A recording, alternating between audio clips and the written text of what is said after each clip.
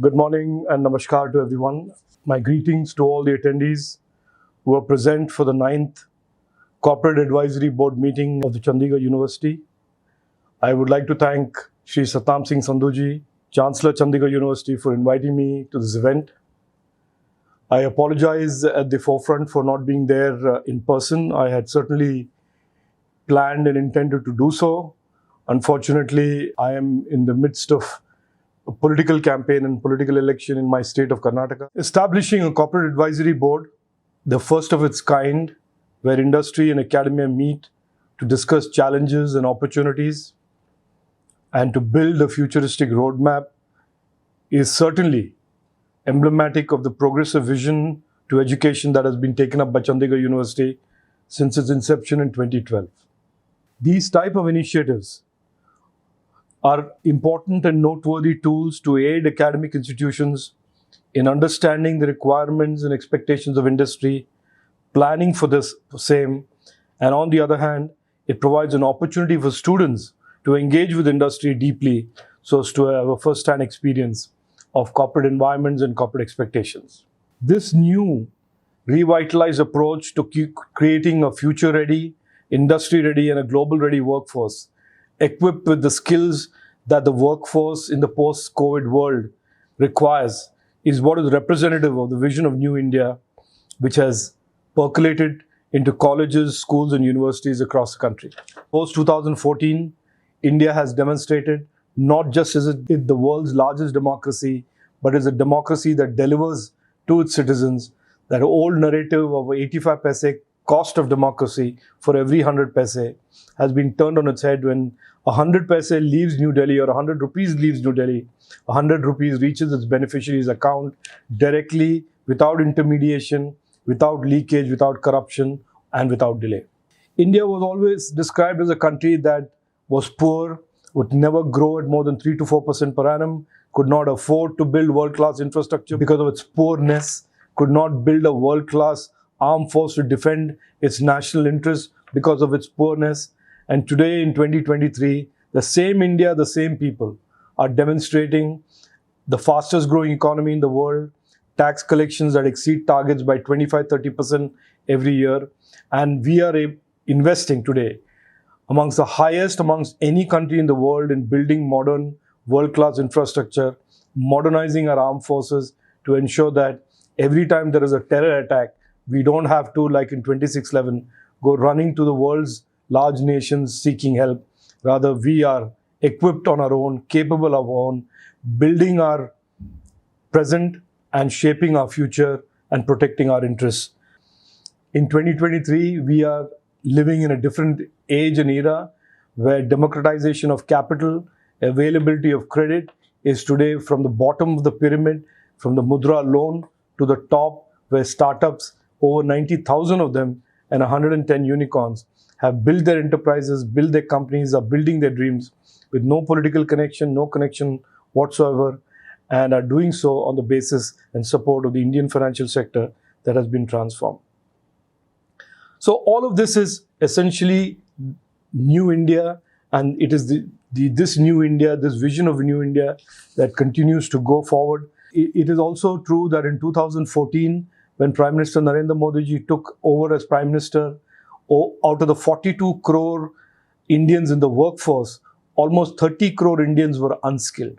And over 1.9 crore Indians joined the workforce every year that were unskilled. So 3 out of 4 Indians were unskilled in 2014, and that was the legacy of almost 70 years of our independence.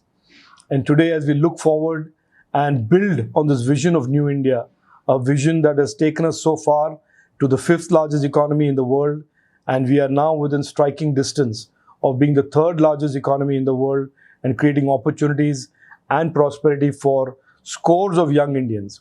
The Government of India has partnered with industry to create Future Skills Prime for the IT industry.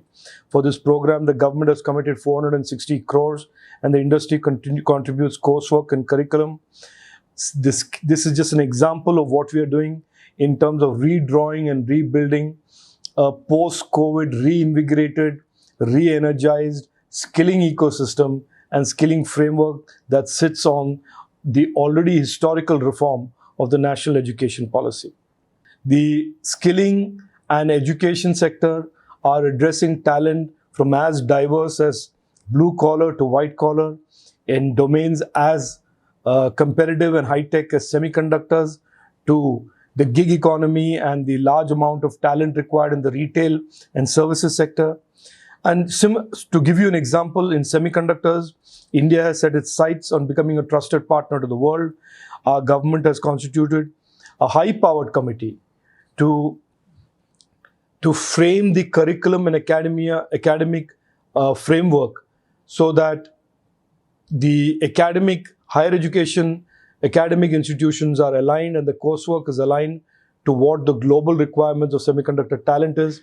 And I'm happy to tell you that within 4 months of this committee sitting, which had all of the world's top semiconductor leaders, corporates and professionals from those companies participate and work in partnership with the Indian academic institution leadership and the Government of India's Education Ministry, a detailed blueprint and framework has been prepared and is being implemented in a very rapid way in the academic year 23-24 itself. In New India, our Prime Minister's vision is to utilize the ability and expertise of different segments and sectors.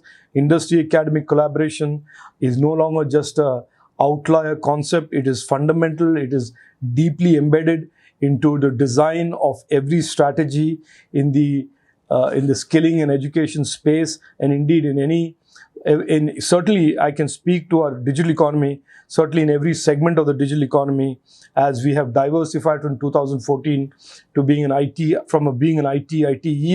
digital economy to a digital economy that spans almost every segment of the tech and deep tech ecosystem that the world is today pursuing.